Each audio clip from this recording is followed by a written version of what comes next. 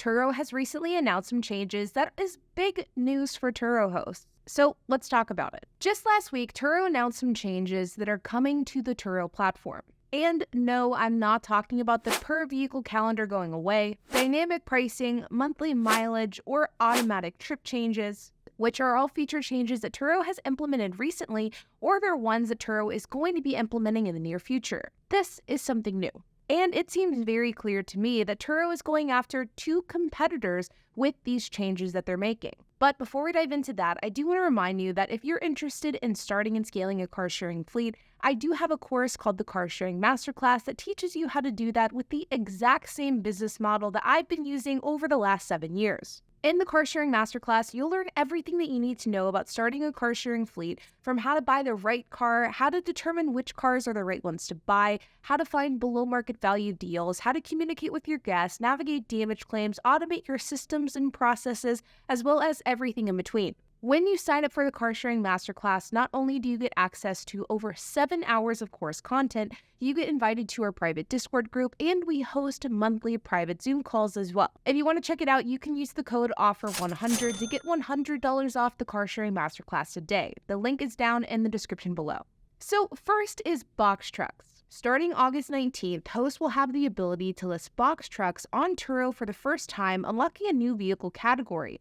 Hosts can list box trucks for guests to book for personal use in the U.S., except Oregon, and for professional use in every U.S. state except for California, Minnesota, New York, and Oregon. My understanding is that box trucks can be rented in these states for personal use with the exception of Oregon. I'm not exactly sure what's going on in Oregon, whether you just can't rent a box truck at all, or whether there has to be special parameters surrounding that. So if you live in Oregon, you may want to contact Turo customer support directly to get some clarity on what that means. But again, with the exception of California, Minnesota, New York, and Oregon, people can rent a box truck on Turo for professional use. And in the case of California, Minnesota, and New York, they can rent it on Turo for personal use. Oregon, I don't know. In New York and South Carolina, box trucks must weigh a maximum of 10,000 pounds, and in other states, they will have to weigh a maximum of 14,000 pounds. Any activities that require the guest to have a CDL, which is a commercial driver's license, is still not allowed on the Turo platform. This is cool, and in my opinion, this is bad news for gig platforms like Fluid, whose entire business model is renting out these commercial vehicles, which is something that up until now, Turo hasn't previously allowed. Now, I think that this is good news for all Turo hosts, and I can't really imagine why a Turo host wouldn't like this addition, because if you don't want to own a box truck, well, then you just don't have to buy one. But I really like this. Box trucks and commercial vehicles in general have some great tax benefits, and I like the fact that box trucks give people the option to rent a proper moving vehicle through Turo rather than renting out an SUV, using it for moving and then damaging it in the process, which is extremely common with nicer trucks and SUVs on the Turo platform. And I have personally for a while been wanting to veer into more of the industrial style rentals, like people hauler van, fleet vehicle trucks, and now potentially box trucks. The other benefit of box trucks on Turo specifically is that you're going to have to cater to local movers specifically, because unlike a U-Haul location where you could pick it up in Texas and drop it off in Minnesota, you're not going to be able to do that with Turo. So I imagine you're going to be having local movers. And so hopefully these box trucks on Turo won't be racking up a ton of mileage like their cross-country counterparts that you find through services like U-Haul. One of the bigger downsides with box trucks specifically is storage and where you keep the vehicle. You can't really keep it in front of your house for long periods of time.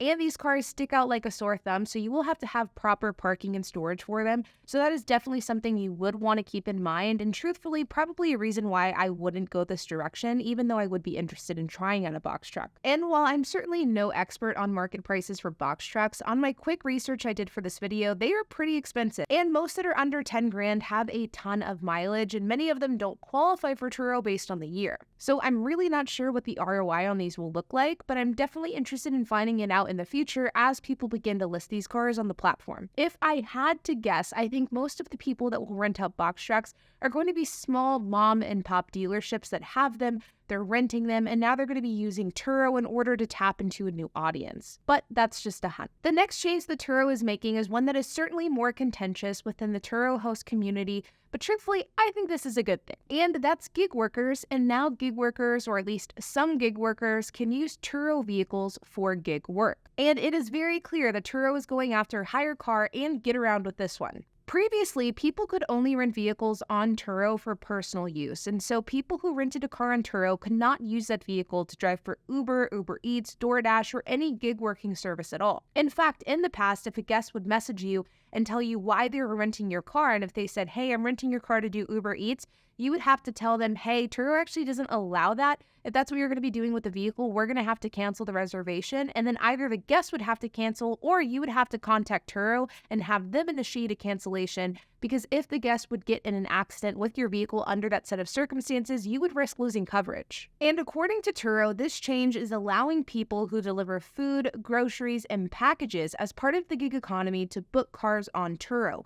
It will bring in more demand, resulting in new earnings opportunities for hosts. These gig professionals include people who deliver with DoorDash, Uber Eats, Instacart, Amazon Flex, and similar services. So now guests don't have to be coy about what they're actually using your car for if they're using it for gig work, but you can actually fully embrace gig workers renting your car for that purpose. And this is big. Now, if you're watching this video and you are a Turo host, you know that gig workers rent Turo cars all the time. The difference is the knowledge and acceptance of this. Like I mentioned a moment ago, in the past, if guests would tell us, hey, we're using the car for gig work, we would have to tell them, hey, this is actually against the terms of service, you can't do that, and then the trip would need to be canceled.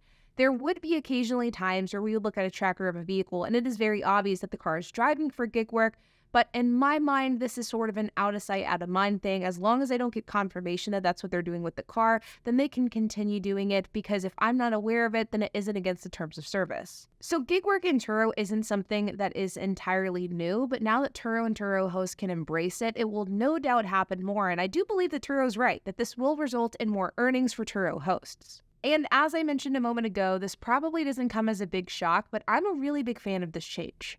I am all for getting as many renters into my vehicles as possible, and if somebody wants to rent my car for the sake of doing Uber Eats, DoorDash, or any other gig service out there, then go right ahead. And I strongly believe that this is going to open up Turo to a lot more renters, specifically in the category of cars that I talk about a lot, which is the low-end to mid-tier economical cars. I think that this category of vehicle specifically will have a huge bump in business due to the fact that Turo is allowing gig workers, which is great. Now, I have seen some criticism online from the Turo host community saying that this change should be optional, that you should allow for hosts to either opt in or opt out of this gig work, which is actually something that GetAround sort of does. And I definitely see this point. If I had a nice high-end vehicle, like my Lincoln Navigator, for example, I wouldn't want people using that vehicle for Uber Eats. And so I definitely can see the point of hosts who really don't want their cars to be used for this. But playing devil's advocate here, I can also see why Turo is making it a blanket policy.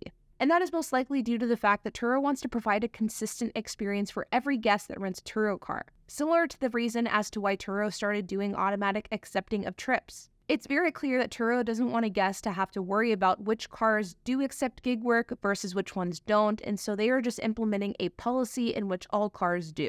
And I do imagine from a guest perspective, a blanket policy here is easier to navigate. Now, hosts are also concerned about excessive wear and tear, which again, I think is a valid complaint and a valid concern. And this is where you really should pay attention to mileage. How much mileage are you allowing per day with your Turo cars? And what is the price of the cars that you're offering on Turo? You should have a decent idea of how much each day on Turo costs you. So if a guest drives 200 miles in your vehicle, how much does that cost you to operate that vehicle versus how much are you actually making a profit off of that day? Getting clarity on these numbers will allow for you to make an educated decision on not only what price you need to have your vehicles at with this new gig work policy in place, but it also gives you a good idea on the mileage limitations as well. Or you could just do what I do, which is just offering 200 miles per day on all of my vehicles, no matter what. I definitely think that with this new Turo policy, I would very strongly advise against doing unlimited mileage or anything close to that, because that's where you're asking for a ton of wear and tear and miles due to these gig workers taking advantage of that. All in all, I can see where some Turo hosts may not be super thrilled with this, especially if they have nicer cars. But I also think that when push comes to shove, gig workers aren't going to be renting out the nicest cars out there.